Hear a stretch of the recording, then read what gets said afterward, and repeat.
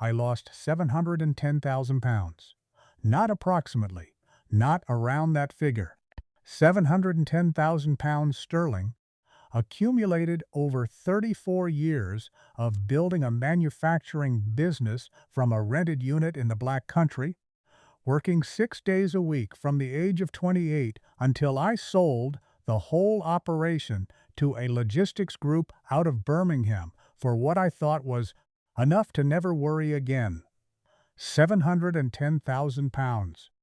Gone into a partnership agreement that, according to a Thai commercial lawyer who charged me 45,000 baht for the privilege of delivering catastrophic news, had never legally existed in the first place.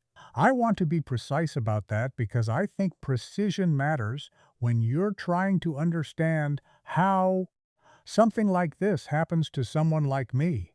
I'm not a naive man. I'm not a romantic. I spent 3 decades manufacturing precision-engineered components for the automotive industry, and I can tell you more than you'd ever want to know about tolerance specifications, quality control, supply chain liability, and what happens to a contract when one party fails to meet their obligations. I understood how agreements worked, or I believed I did. What I didn't understand, what I never once considered until it was far too late, was that understanding agreements in one country doesn't mean you understand them anywhere else. And it certainly doesn't mean you understand them when the person across the table has been running this specific choreographed version of this, with variations in sector and geography, but identical structural logic for considerably longer than you have been paying attention. My name is Mortimer. I was 64 years old when I first met Jintana. I am 66 now, and I am telling you this from a rented flat in Wolverhampton that cost me £675 a month, which is almost exactly the amount I used to spend on Sunday lunches at a riverside restaurant in Samut Prakan 18 months ago, when I was a man who had money and believed himself to be in the process of building something new. I had sold my company, Hartwell Precision Engineering, 41 employees at its peak, in October 2021. The buyers were decent men who wanted the client relationships more than the machinery, and we agreed on a figure that left me with liquid assets of £850,000 after taxes, legal fees, and settling the final pension obligations I owed to the longest-serving members of staff. I was 63. I was healthy. I had a full head of hair, which I mention not out of vanity, but because it seemed relevant at the time in a way I couldn't quite articulate. My wife of 22 years, Patricia, had died of a cerebral hemorrhage in 2018, at 61, without warning, on a Wednesday morning in May, when she had been planning to visit a garden center in Stafford. My 2 daughters, Ruth and Clara, were both settled, both working, both politely but firmly, of the view that their father needed to stop eating ready meals in front of the news and start living. They were right. The house in Walsall felt like a waiting room. I had spent 3 years going through the motions of grief, and then the strange, hollow feeling that follows grief when you realize you have come out the other side, but there is nothing particular waiting for you there. I had built a business from nothing. That is the sentence I used most often when people asked me about myself in those years, because it was the truest summary of what I believed I was. I had started Hartwell in 1989 with £12,000 borrowed from my father, a set of second-hand press tools, and one client who needed pressed steel brackets for a van manufacturer in Coventry. By 2005, we had 15 employees, a purpose-built unit in Tipton, and relationships with 4 major automotive suppliers. By 2015, the workforce had grown to 38. We had diversified into aerospace components, and I had taken on a partner who handled the sales side while I managed production. I was never the most sociable man. I was the man who understood how materials behaved under stress and how to build a team that could work to tolerances most competitors found aspirational. When the Birmingham Logistics Group made their approach in 2021, my partner said we should hold out for more. I thought about Patricia, about the garden center she never reached, about the Wednesday mornings I had spent at my desk for 30 years instead of anywhere else, and I took the offer. A former colleague of mine, a man called Neil, who had retired to Chiang Mai in 2019, had been sending me messages for months. Not pushy messages, just photographs mostly. The mountains in the early morning light, markets with produce I didn't recognize, the cost of an excellent meal with a beer, rendered in pounds sterling with the kind of specificity that only a man who has already done the arithmetic can manage. "3 quid, Mort," he wrote once, below a photograph of something that looked magnificent. 3 quid for all of that. I was not the sort of person who responded to photographs of food, but I responded to that one. I visited Thailand for the first time in February 2022. I told myself it was a reconnaissance trip, which is the kind of language manufacturing men use when they want to pretend they haven't already made a decision. I flew to Bangkok, spent 4 days doing the tourist things, the temples, the Grand Palace, a long-tail boat ride that I found more frightening than expected, because I didn't know what else to do with myself in an unfamiliar city. Then I took a train north to spend a week with Neil in Chiang Mai. Neil was 61 and looked 50. He walked everywhere, ate well, had a Thai girlfriend of 45 who cooked extraordinary food and seemed genuinely fond of him in a way that wasn't desperate or performed. I watched the two of them over dinner one evening. She was explaining something to him about a neighbor's dispute, and he was listening with the particular attention of someone who finds the details of another person's life genuinely interesting. And I thought, this is an actual life, not a reduced life, not a consolation prize for someone who missed the real thing. Just a life, lived in warmth and color, with attention paid to small things. I came home in February and booked flights back for September. I told Ruth I was going back to Thailand. She said, "Good for you, Dad," in the careful voice she uses when she wants to be supportive without committing to an opinion. I was standing in the central hall of an industrial exhibition at a convention center near Bang when I first saw Jintana. This was late September 2022. I had gone because one of Neil's contacts had mentioned there was an active manufacturing community among expats in the greater Bangkok area, and I had this idea. Vague at first, increasingly specific as the trip went on, that I might invest in something, not run something. I was done running things on a day-to-day basis. But invest, consult, lend my expertise somewhere it might be valued. 34 years of knowing how to make things to tolerance teaches you to believe your knowledge has transferable worth, which is a conviction that turns out to be simultaneously true and catastrophically dangerous. The exhibition was smaller than I expected, around 60 exhibitors, mostly Thai companies doing industrial plastics, metal fabrication, packaging equipment. Gentana had a booth for a consultancy called Integrated Industrial Partners. Clean design, professional signage in both Thai and English, brochures that were genuinely well-produced, not the glossy but empty type you see, from companies that spend more on their presentation than their substance, but something more measured with specific sector data and real numbers.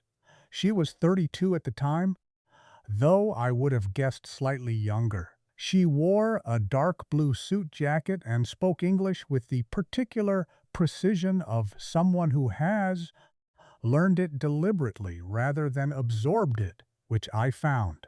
And I know how this sounds, and I don't apologize for it. Genuinely impressive.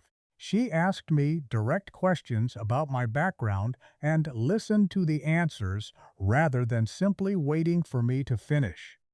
I spoke to her for 40 minutes about Hartwell, about automotive precision components, about what I thought distinguished a well-run fabrication unit from a poorly run one. I went back the following morning for another 20 minutes.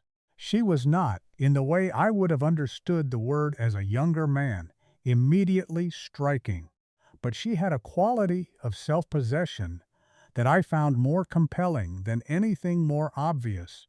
And when she talked about the industrial landscape around Samut Prakan, the factories, the supply chains, the specific opportunities she claimed to have mapped over 8 years of consultancy work, she was articulate in a way that my analytical mind found genuinely engaging. She knew what lead times were. She knew what cycle time meant in a high-volume press environment. She used the phrase tolerance stack up correctly, which sounds like a small thing, but is not a small thing if you have spent your career correcting people who use it incorrectly. I realize now, with the clarity that only catastrophic loss provides, that this was not accidental. The technical knowledge was real. The competence was real. What was constructed, with considerable care, was the context in which that competence would be exercised. We had dinner 3 nights later at a restaurant near the Asak area of Bangkok that she chose. Then dinner again 2 nights after that at a place in Thong Lo that I would never have found on my own. Then she took me to see the industrial district she worked in, which was southeast of central Bangkok in Samut Prakan province, and I remember the drive out there, the elevated expressway, the container terminals visible to the south, the cranes along the horizon like enormous mechanical birds frozen mid-motion, and feeling something I had not felt in years. Possibility. The specific texture of possibility that I associated with being younger, with standing in a rented unit in Tipton in 1989 and thinking, I can build something here. I understand what is needed. I know what to do. That feeling. That is the thing she was really selling. Not a factory. Not a partnership. Not a return on investment. The feeling of being a man who builds things when you have been briefly afraid you might have become simply a man who had built things. I am getting ahead of myself. What I want to say first, before the rest of it, is that I went back to England in October 2022 having exchanged contact details with a woman I found fascinating, having eaten some of the best food of my life, and having spent £4,200 all in, including flights and accommodation. I was not yet in love. I was not yet committed to anything. I was simply, and this was the thing that mattered, the thing that made everything else possible, looking forward to something for the first time since Patricia died. We spoke on video calls throughout November and December 2022. Long calls, sometimes 2 hours, occasionally more. She told me about her family. Her mother, who ran a small convenience shop in the industrial district near Samut, a small, kind-faced woman who Gentana described as the emotional anchor of the family. Someone who had kept everything together after her father left when Jintana was 11. Her younger brother Aran, who worked in logistics coordination for a freight company in Lam Chabang and was, by Gentana's account, the most organized person she had ever known. Her older sister Panida, who she described as the pragmatist of the family, the one who handled the finances, managed the accounts, kept everything in order. She talked about the consultancy work, the clients, the frustrations of operating in an environment where, as she put it, the people with the most operational knowledge rarely had access to the capital they needed to act on it. I told her about Hartwell, about the early years, about the client who had doubled his order unexpectedly in 1994 and nearly broken us because we didn't have the capacity, and how I'd solved it by running the machines in 2 shifts and sleeping in the office for 3 weeks. She listened to all of it. She asked follow-up questions about the specific machines I'd used in the early days, about the quality management system I'd implemented when we first went for ISO certification, about the moment I'd decided to specialize in automotive rather than remain a general fabricator. Nobody had asked me questions like that since the acquisition team from Birmingham came to do their due diligence in 2020. And the acquisition team had been asking because they were preparing to buy me. Gentana was asking, apparently, because she was genuinely interested. I did not question that distinction at the time as carefully as I should have. By January 2023, I had looked up property prices in Samut Prakan. By February, I had downloaded a PDF about the mechanics of a foreign national registering as a director of a Thai company. By March, I had booked flights back for April, and I had not told either of my daughters the full extent of what I was considering, which I recognize now as the first meaningful warning sign I chose to ignore. Not from Ruth or Clara, from myself.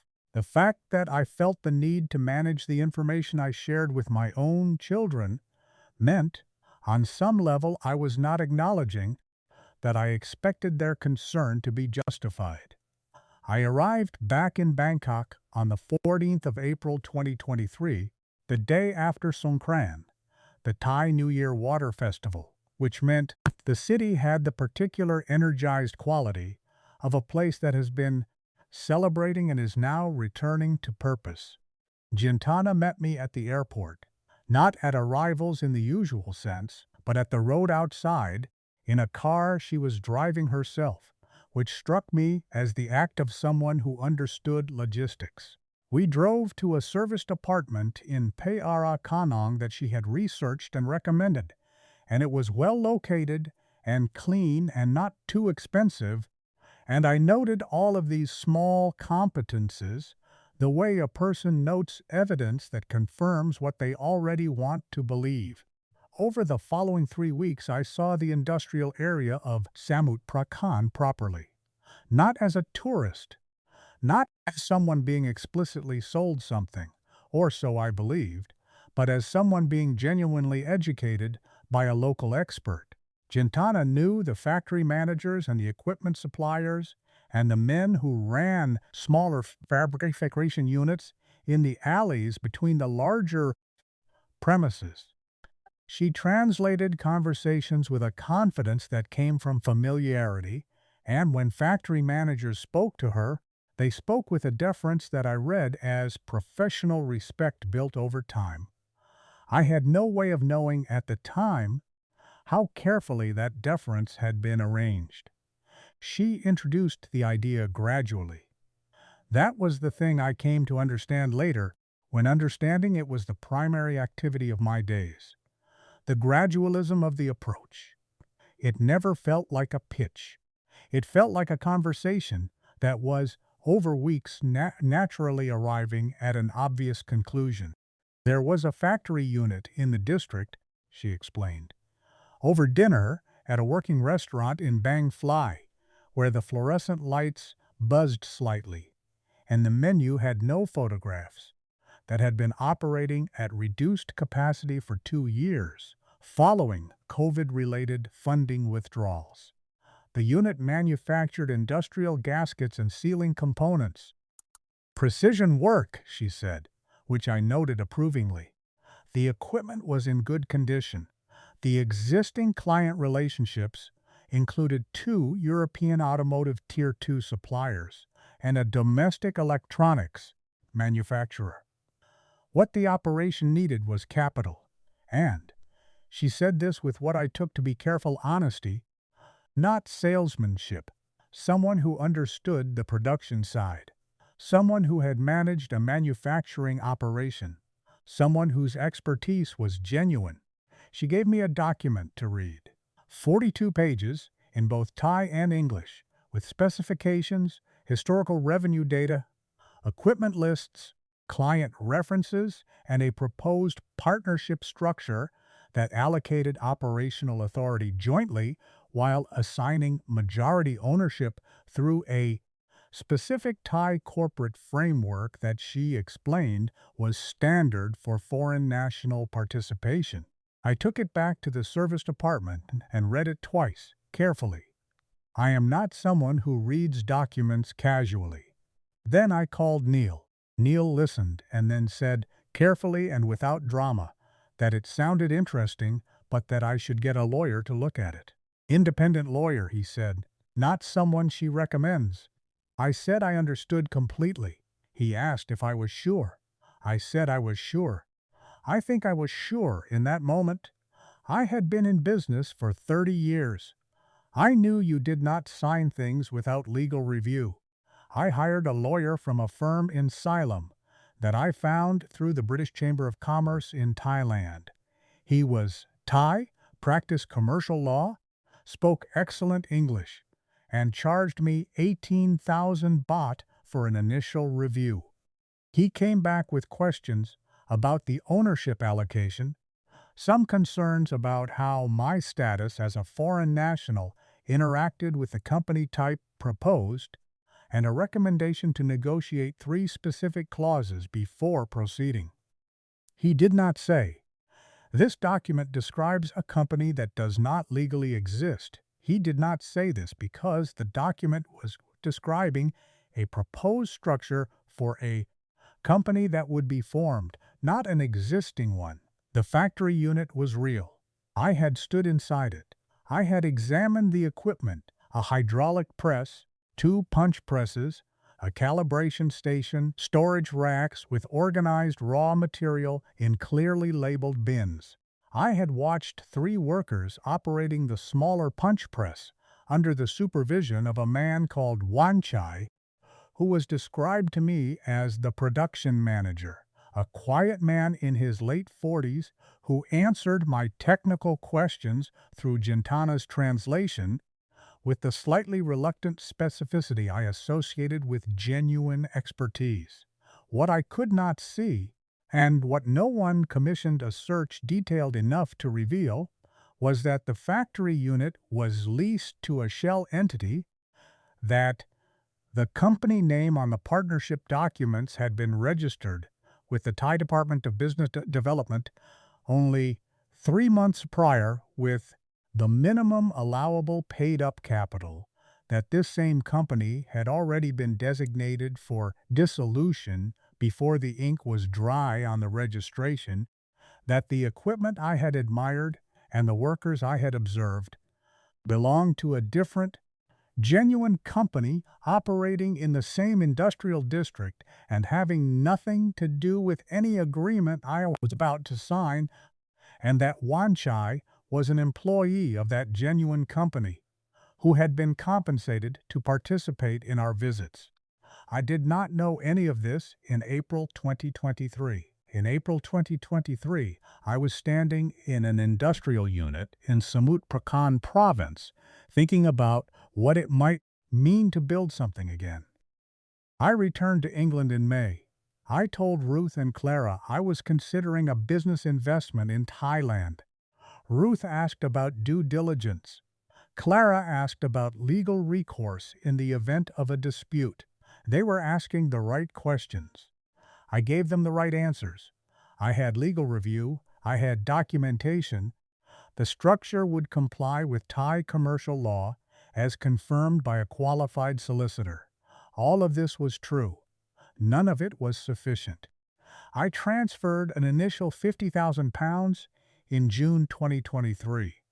This was framed as a feasibility deposit while the final partnership documentation was refined and the corporate structure finalized. Gentana described it as standard practice, a signal of commitment that would allow the current operators to begin the transition process and initiate the regulatory filings.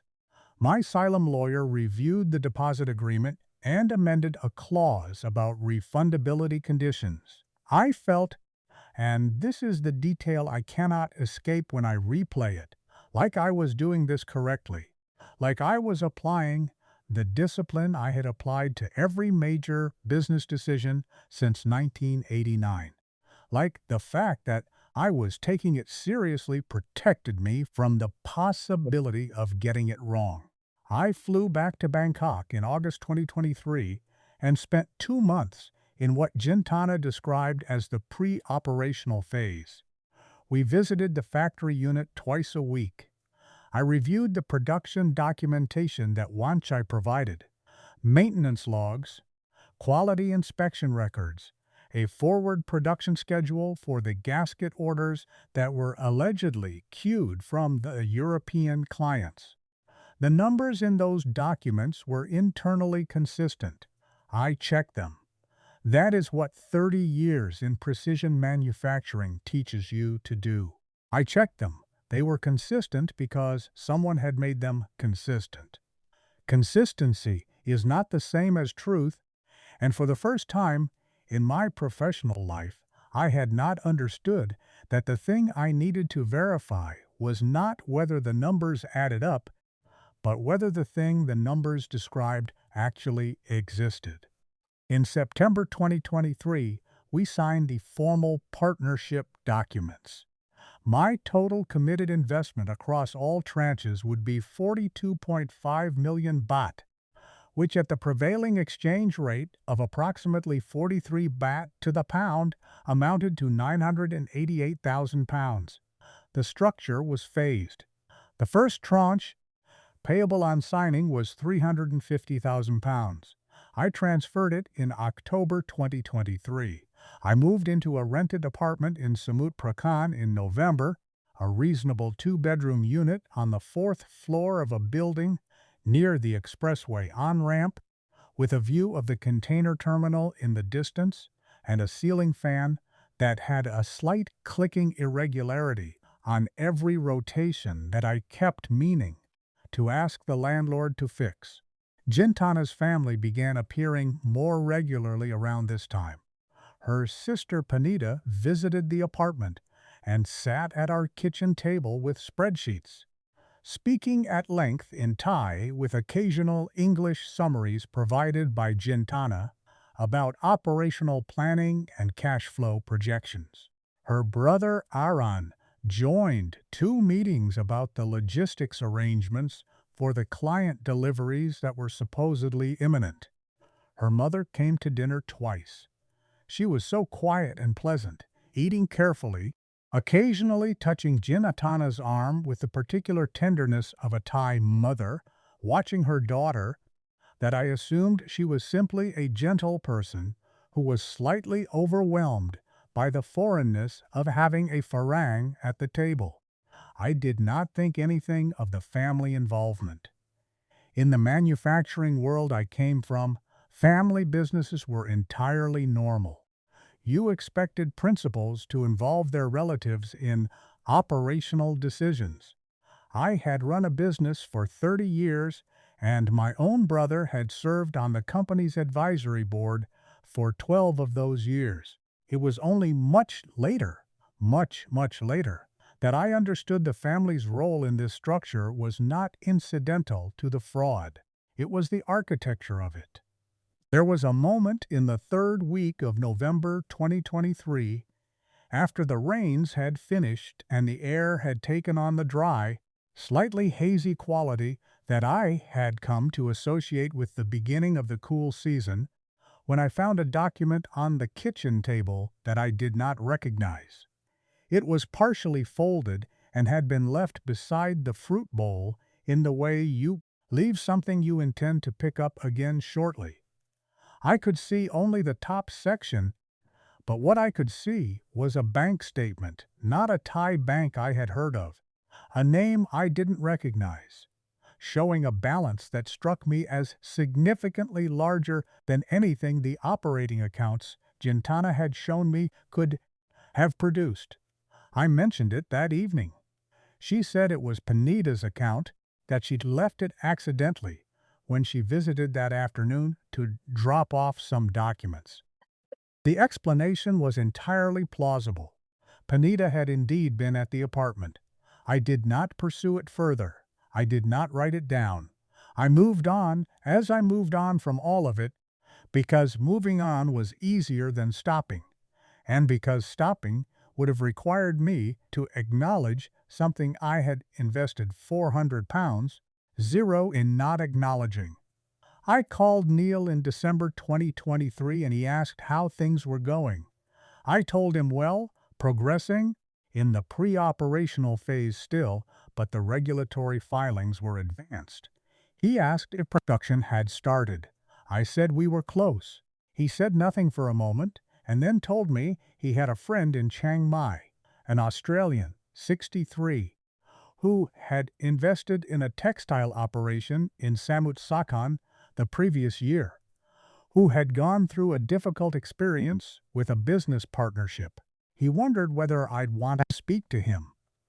I said I appreciated the thought, but that my situation was different, that I had legal documentation, that everything had been reviewed, that I was working with someone who demonstrably understood the industry.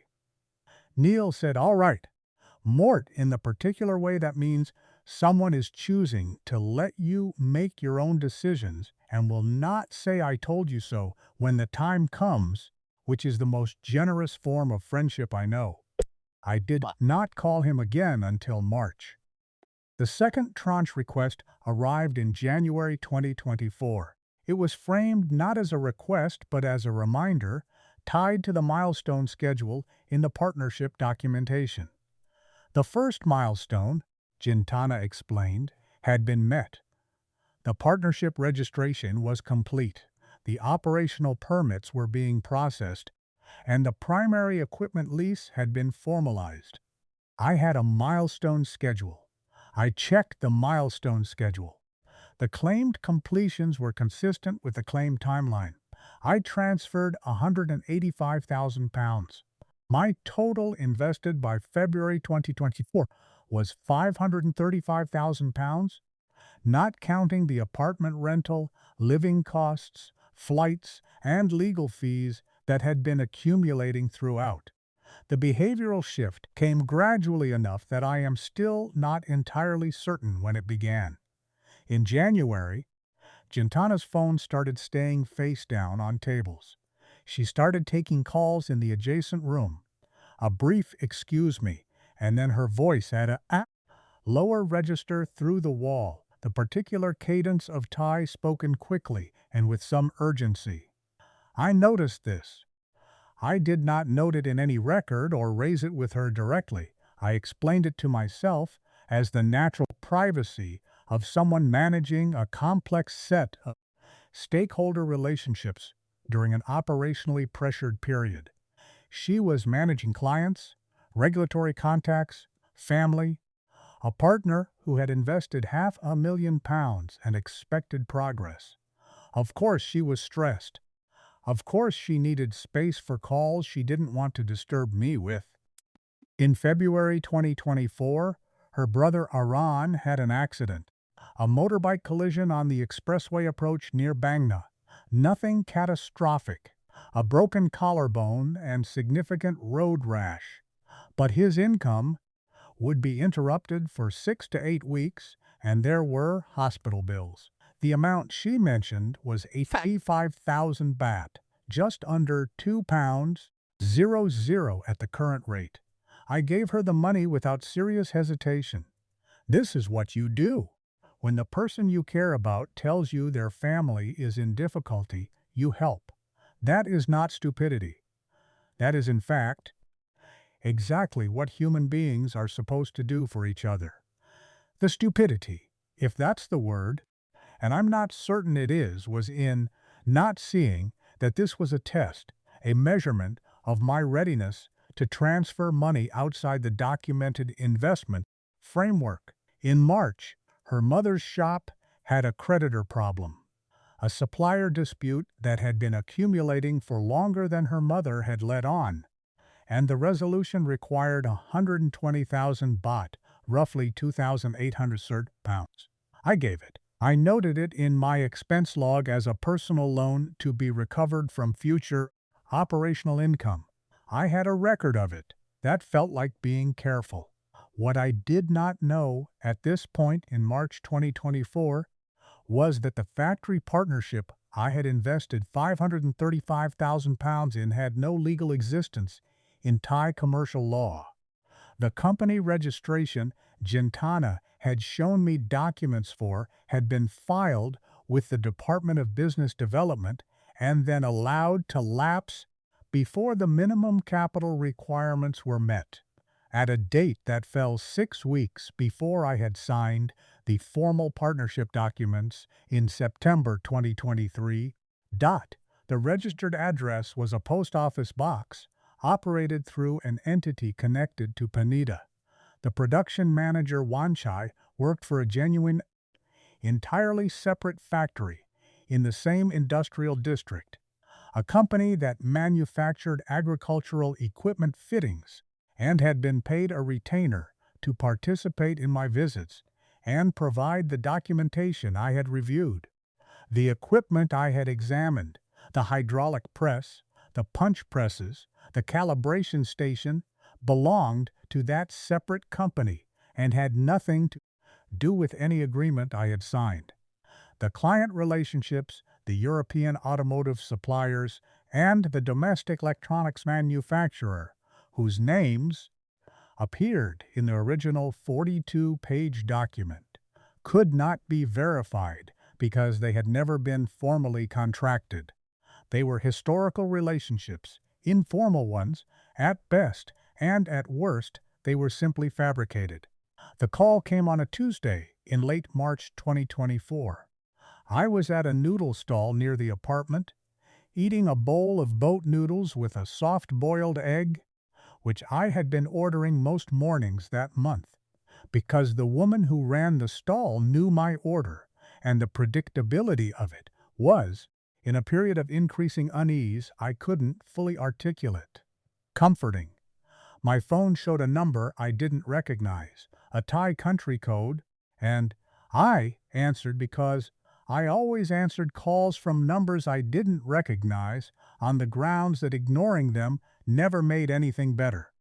The man on the line spoke English with a careful, neutral formality and identified himself as an officer from a commercial registration verification service. He was calling, he said, because an inquiry had been lodged against a company registration to which I appeared to be connected as a foreign director, and he needed to verify certain details as part of their standard procedure. He read out a company name. It was the partnership company name. I told him I would need to check my documentation and would call him back with the relevant details. I finished the boat noodles. I paid and thanked the woman at the stall and walked back to the apartment. I went to the file drawer where I kept the partnership documents. I found the company registration certificate. I found the registration number. I sat down at the small desk by the window and opened the Thai Department of Business Development website on my laptop and entered the number. The company was in the system. I found it quickly. Its registered status showed as dissolved. The dissolution date was a specific date in August 2023.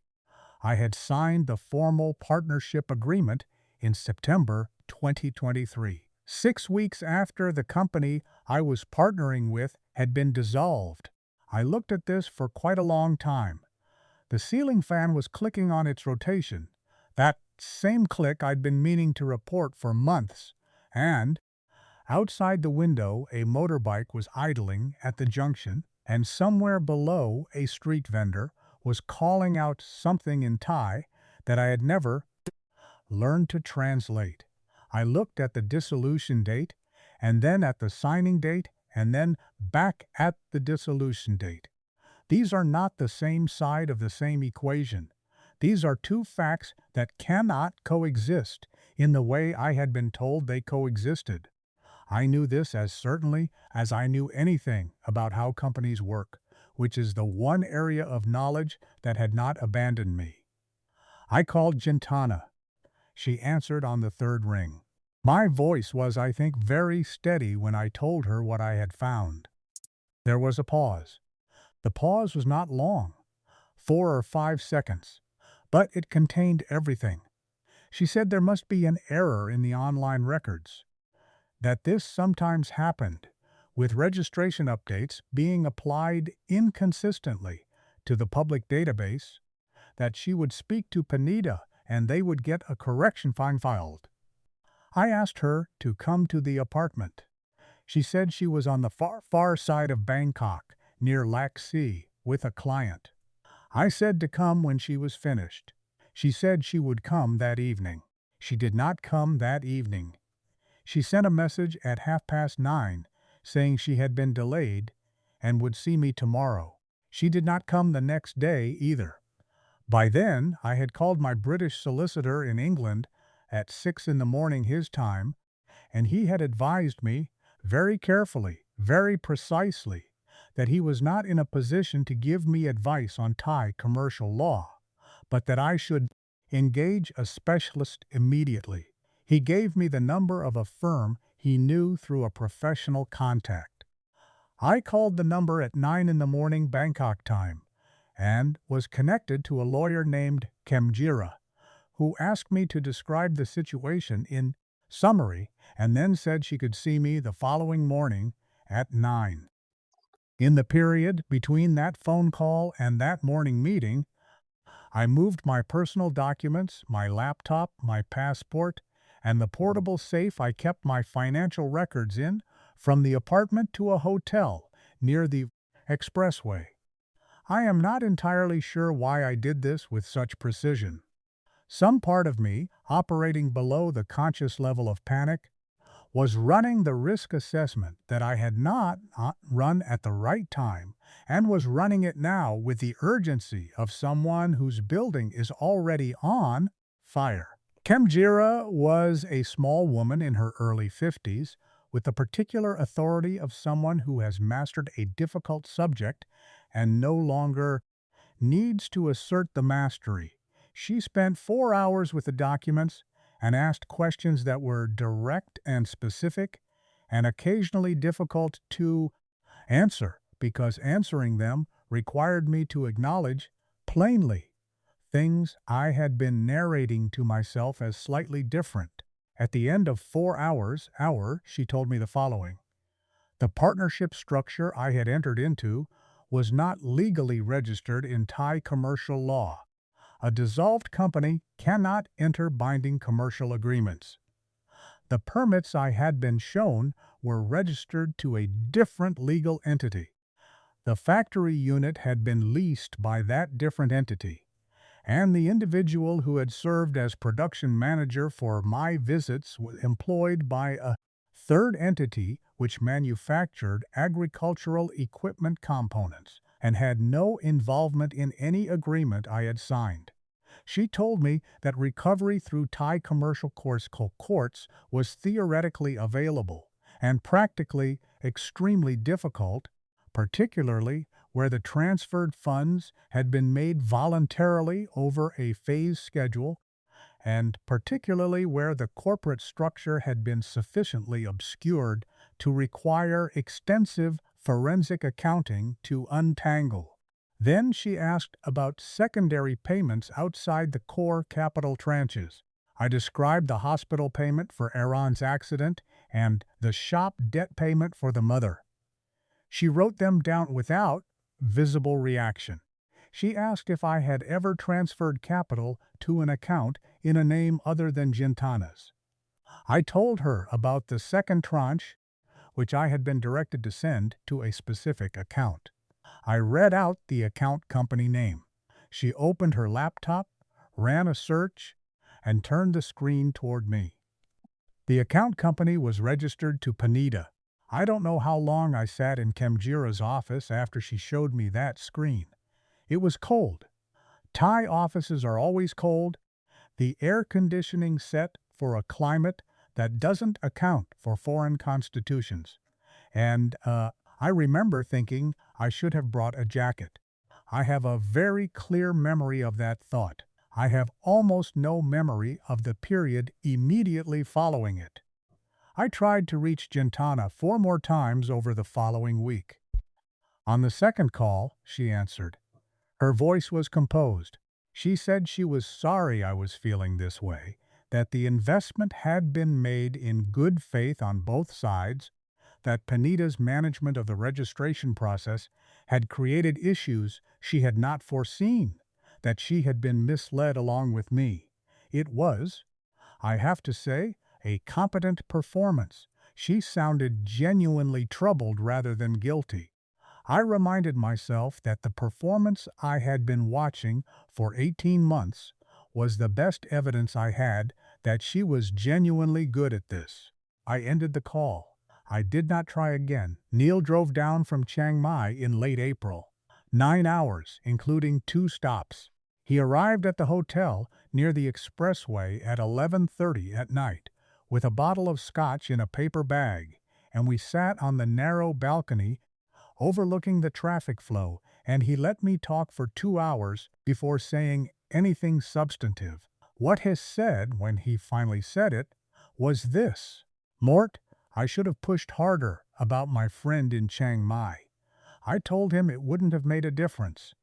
I believed that. I still believe it. Because the thing that made me vulnerable was not ignorance of the category of risk. It was the conviction that my industrial expertise and my legal caution had placed me in a different category of exposure than other men who had been through similar experiences.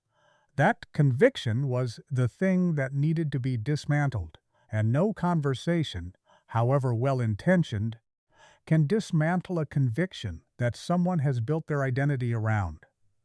I did the accounting alone, in the hotel room, over 3 days. Not because I didn't know the numbers.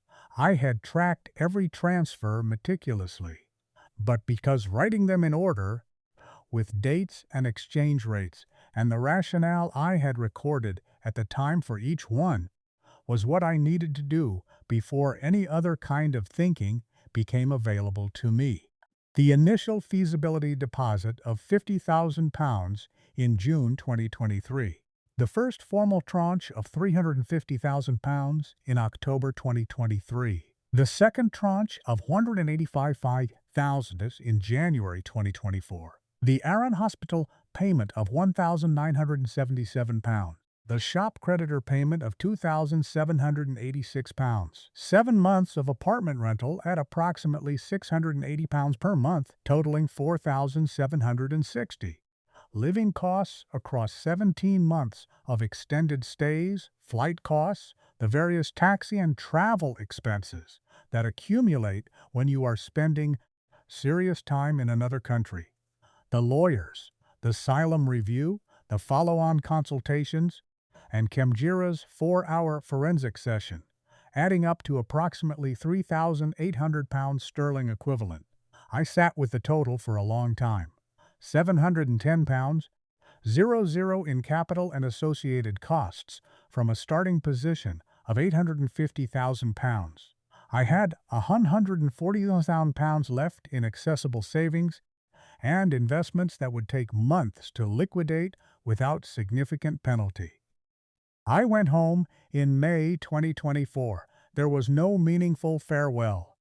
There was a taxi to Suvarnabhumi in the early morning, a driver who had a small plastic Buddha on the dashboard, and a phone playing Thai country music at low volume, and we drove through the traffic without speaking.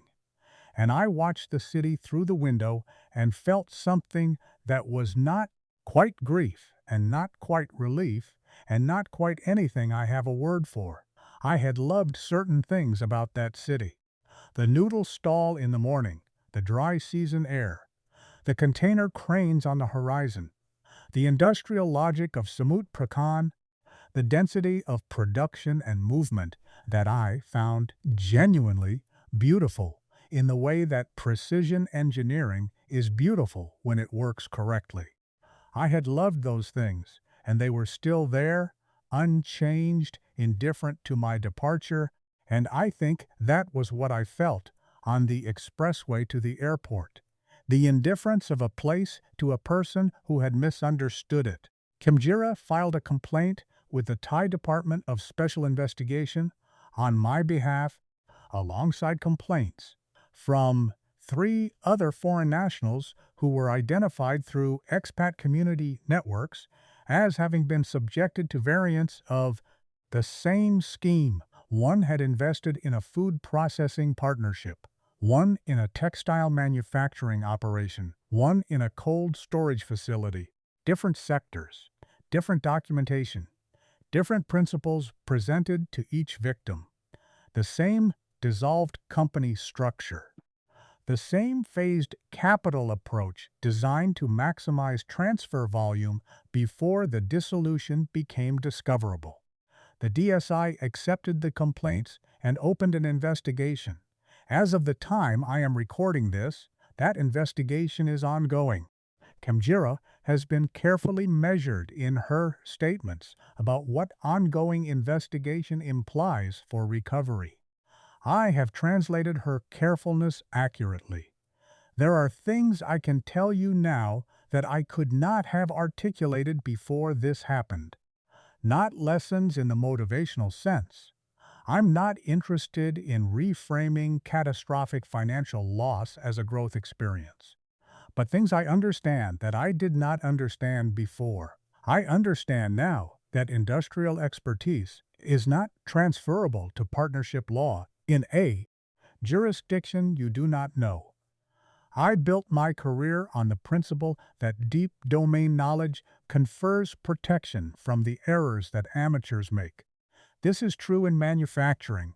It is not true in cross-border commercial relationships, where the mechanism of fraud is specifically designed to engage and satisfy your domain knowledge at every visible point, while the actual fraud operates in the invisible gaps. I reviewed documents. I checked figures. I examined equipment. None of this helped because the thing that needed to be reviewed was the corporate legal status of the entity I was partnering with, and I outsourced that review to a lawyer who verified the documentation I gave him without independently verifying the entity those documents described. I understand now that the specific feeling of possibility, the sensation of beginning something, of having expertise that is valued, of building again, is an extraordinary vulnerability for a man who has spent his working life defining himself by what he builds, not a weakness of character, a consequence of identity. When you have been, for 30 years, a person who makes things, and when that identity is interrupted by retirement, by grief, by the simple cessation of daily purpose, you are vulnerable to anything that credibly promises to restore it. Gentana did not sell me a factory. She sold me a version of myself that I had been missing for 3 years. That is why the due diligence I did was not enough. Due diligence investigates what is visible. The thing I needed to investigate was my own readiness to believe. I understand now what Neil's measured silences meant, and what Clara's careful questions meant, and what they voice in my own head meant when it said, "Don't tell the girls everything." Not yet. They all meant the same thing. They meant, you already know something is wrong. The self-deception required to proceed past that knowledge is the actual mechanism of the fraud, not the forged documents, not the dissolved company. The specific, sustained decision to trust the feeling rather than the evidence. If you are considering any form of business partnership investment in Thailand, or anywhere else you do not have independent legal expertise. I want to say this as precisely as I can. Commission an independent verification of the legal corporate status of the entity you are investing in from the appropriate government registry in Thailand, the Department of Business Development, using a lawyer who has no professional or personal connection whatsoever to any party involved in the proposed investment.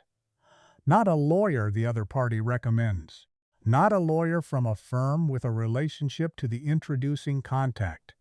An independent lawyer instructed directly by you, whose sole mandate is to verify that the entity is legally registered, that it has the paid-up capital it claims, that its directors are who they are said to be, and that it has an operating history consistent with what you have been told. Do this before transferring any capital at any stage. Not the first tranche, not the feasibility deposit, not any amount whatsoever. I knew to conduct due diligence.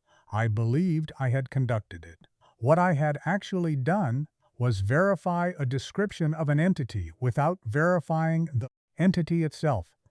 These are different activities, and the difference between them cost me £710, 00, and the retirement I built 34 years to afford. I am 66 years old, and I live in Wolverhampton. My daughters come for Sunday lunch. I have a state pension from next year and £140,000 in savings and a part-time arrangement with a small precision engineering firm in Walsall that needs occasional consultancy, which I do not need financially, but which gives my Tuesdays a shape they would not otherwise have. I sleep adequately. I eat well enough. I do not know whether I will recover in any sense beyond the merely functional. What I think about most, in the idle hours that retirement provides in abundance, is not the money. I know that sounds like the thing people say. But it isn't the money. It is the image of a man in a white linen shirt he was quite pleased with, standing in a factory unit in Samut Prakan province, watching a precision press make a clean cut through a sheet of gasket material, thinking, I know how to do this. I understand this world. I am safe here because I know what I'm looking at. I was looking at the wrong thing entirely.